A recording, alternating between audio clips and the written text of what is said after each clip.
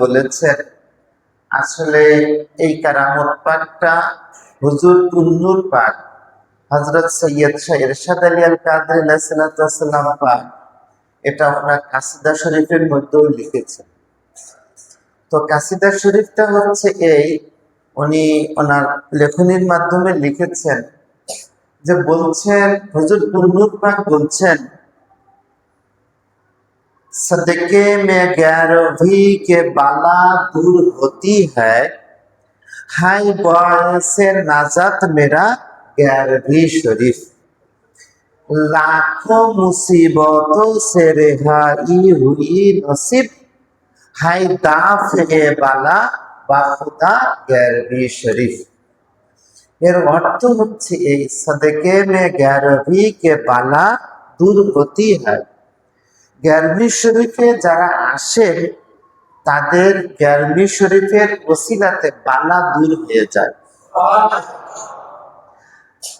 11वीं শরীফের ওসিলায় বালা দূর হয়ে যায়। হাই বয়সে নাজাত মেরা 11वीं শরীফ, এই 11वीं শরীফের ওসিলায় আমাদের ইহকাল পরকালে নাজাত মিলবে। তারপরে বলছেন যে লাখো মুসিবত সে, একটা মুসিবত না, লাখো মুসিবত সে রেহাই হুই নসিব, নসিব মানে কপাল।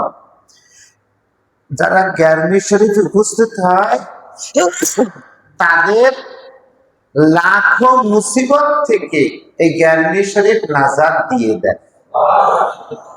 তা 11वीं শরীফে হাজির হলে, 11वीं শরীফে হাজির হলে তার বালা মুসিবত, বিপদ আপদ, রোগ শোক ব্যাধি থেকে আল্লাহ পাক সম্পূর্ণরূপে মুক্তি দিয়ে দেন।